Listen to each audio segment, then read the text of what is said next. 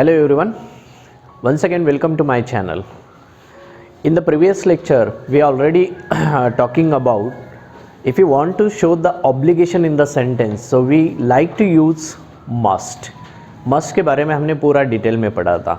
बहुत बार ऐसा होता है कि ऑब्लिगेशन दिखाना है, कंपल्शन दिखाना है, आपका लॉन्गेस्ट कुछ एक्सपेक्टेशंस होता है, उस टाइम अगर किसी वर्ड को शो करना है तो वो है मस्ट. मस्ट के बारे में हमने पढ़ा था, क्योंकि ये मस्ट और मस्ट बी में भी क्या डिफरेंस है वो भी हमने देखा था. क्योंकि must is related to activity and must be showing the some compulsion, and somewhere it is also showing the condition and quality which is going to change in the future. तो same जो कुछ words है, इन words का importance हमारे daily communication में होता है, उसी तरह से कुछ और ऐसे वर्ड्स हैं जिनके बारे में आज हम लोग पढ़ेंगे. Yes, there is the special word we like to just use in our daily communication. So देखते हैं आज के चैप्टर में. अगर आप इस चैनल पे नए हो तो सब्सक्राइब कीजिएगा और वीडियो पसंद आए तो ज़रूर लाइक कीजिएगा. So today chapter is to have. To have actually very special word I think this is, क्योंकि बहुत बार ऐसा होता है सेंटेंस बोलना है हमें तो कुछ मैंने प्रीवियस लेक्चर में ये भी बताया था कि बहुत बार ऐसा होता है कि सामने वाले का बोलने का मतलब अलग होता है और हमारा अंडरस्टैंडिंग लेवल अलग होता है. हम लोग अलग तरीके से उसका मीनिंग बना लेते हैं. तो हमको वैसा नहीं करना है. We should not be victim for that misunderstanding. So we should have to understand first what is the meaning behind it. If someone is just going to using the specific words in his sentences, we have to just keep that ability to understand the meaning of the sentence. उसको समझना है हमें, तो उसका understanding level उसके लिए भी अच्छा होना जरूरी है. वो कब समझ पाएंगे हम लोग, जब उस वर्ड का हमको मीनिंग पता होना ज़रूरी है. अगर इसका मीनिंग हमको पता है तो हम उसको अच्छी तरह से समझ पाएंगे. सो टू हैव का मतलब क्या होता है? Yes, to have showing the position. Position मतलब वो चीज़ हमारे पास होनी चाहिए, that is we can say the control over. अगर उस पर हमारा नियंत्रण है, वो चीज़ हमारे पास है, या हम उसकी मालिक है, या we are the owner. Okay, अगर हमको ओनरशिप दिखानी है तो उस time we can say that there is to have. To have is also showing the position, means that particular object is very close and near by you. मतलब वो चीज़ तुम्हारे पास है. अगर इस चीज़ को दिखाना है, वो क्वालिटी तुम्हारे पास है, वो कंडीशन तुम्हारे पास है, वो दिखाने के टाइम पे हम लोग इस तरह से ये वर्ड को यूज़ कर सकते हैं. पहले तो एक बात समझना बहुत ज़रूरी. इसके पहले भी कुछ मॉडल ऑक्सिलरी थे जिनको हमने पढ़ा था, उनका अंडरस्टैंडिंग, उसका मीनिंग अलग था, उनका एक्सप्रेशन अलग था. लेकिन बहुत बार ऐसा होता है हम लोग बोलना चाहते हैं उस सेंटेंस को, अगर हिंदी में हम लोग ऐसा एक सिंपल सा सेंटेंस बना लेते कि समझो, मानो कि मेरे पास बहुत पैसा है, या मेरे पास बहुत पैसा है. कुछ जो नए होते, जो बिगिनर्स होते, वो हमेशा गलत सेंटेंस बनाते हैं. वो बोलते I am lots of money. तो अभी इसका तो मीनिंग कहीं पे भी क्लियर नहीं होता है.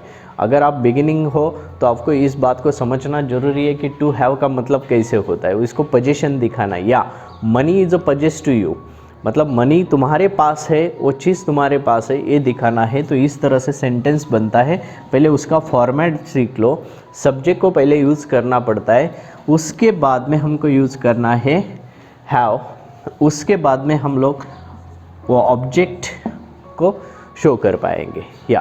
तो इस तरह से भी सेंटेंस बना सकते हैं. फॉर एग्ज़ाम्पल, अगर हमको एग्ज़ाम्पल के तौर पे लेना है, जैसे मैंने बताया, सब्जेक्ट मैंने लिख दिया यहाँ पे आई के बाद में आता है हैव. ऑब्जेक्ट में लिख दिया a lots of money. Lots of money. अभी इसका मीनिंग इस तरह से होता है, I have lots of money, या मेरे पास बहुत पैसा है. मेरे पास बहुत पैसा है, that is the object which is showing the position to the person, या means talking about you. Subject है, सब्जेक्ट बता रहा है, तो वो चीज़ उसके पास है, बस उस चीज़ का वो मालिक है. Yes, he has the ownership. Then वो उसके कंट्रोल में, पूरा पैसा उसके पास है, मीन्स समवेयर इट इज़, मतलब नियंत्रण भी दिखाता है, उसका मालिक भी है और वो चीज़ उससे करीब है. अगर इस तरह से दिखाना है तो हम ऐसे सेंटेंस बना सकते हैं। इतना ही नहीं, हम लोग ऐसा भी बोल सकते हैं, yes she has, okay, she has a great confidence, great confidence. अभी आप बोलोगे सर यहाँ पे एक सेंटेंस बनाया मैंने, वैसे सेम सब्जेक्ट है शी, उसके बाद में हैव लिखना है। टू हैव के रूप जो है तो वो तीनों है, आपको पता है। टू हैव से रिलेटेड आते हैं, पहला आता है हैव, सेकंड है has and third one is had. अभी ये तीन वर्ड को भी हमको समझना जरूरी, मतलब इनका मतलब होता है, हैव का मतलब होता है, हैज़ का मतलब भी होता है, और हैड का मतलब होता है था। तो बस इतना डिफरेंस है, क्योंकि ये दोनों वर्ड प्रेजेंट में यूज़ करते हैं और हैड को पास्ट में यूज़ करना पड़ता है। अभी इसका मीनिंग कैसे लेते हैं? फॉर एग्जाम्पल शी हैज़, उसके पास, मतलब हम we are talking about that girl, okay, उस लड़की के बारे में हम बात कर रहे हैं। हैज़ अ ग्रेट कॉन्फिडेंस, उसके पास जो कॉन्फिडेंस है ना बहुत ही अच्छा कॉन्फिडेंस है, यस उसके पास बहुत आत्मविश्वास है। अभी ऑब्जेक्ट यहाँ पे क्या आया?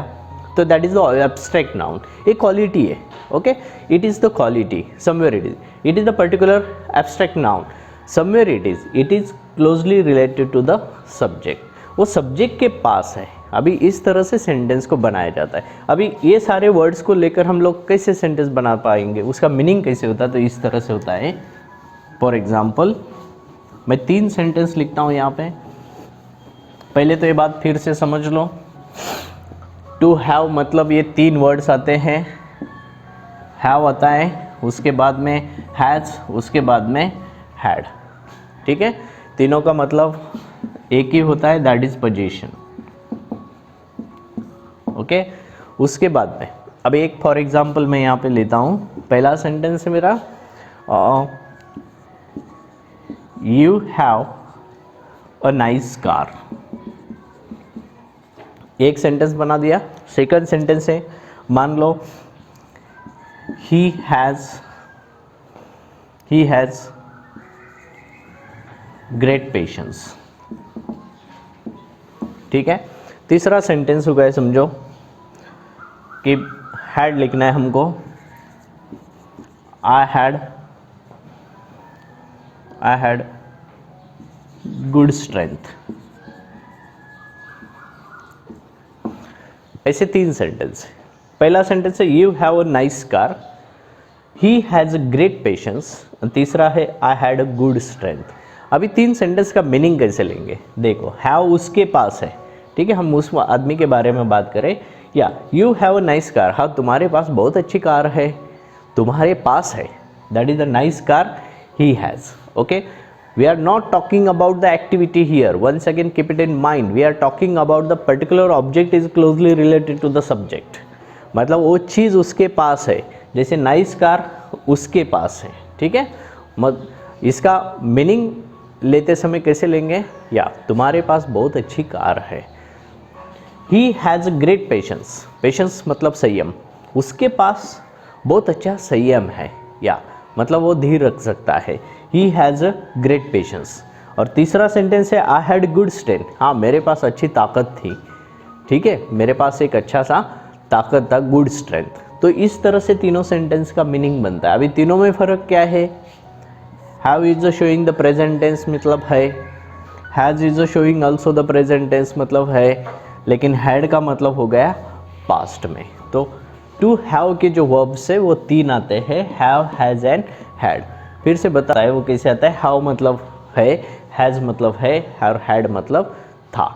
बस इस तरह से सेंटेंस बनते हैं। तो टू हैव के इस तरह से सेंटेंस बनाए जाते हैं। हमेशा इस बात को ध्यान में रखना जरूरी है, because somewhere to have is also showing the position to that particular person. तो इन तरह से सेंटेंस को बनाया जा सकता है। आप इस तरह से अगर पूरी तरह से ध्यान में रखोगे, इसका सेंटेंस स्ट्रक्चर भी जो है बहुत सिंपल सा है। यहाँ पे कुछ ऑब्जेक्ट में जो कुछ आता है वो एब्स्ट्रैक्ट नाउन आ सकता है, कोई भी चीज़ आ सकती है। तो इस तरह से सेंटेंस को बनाया जाता है।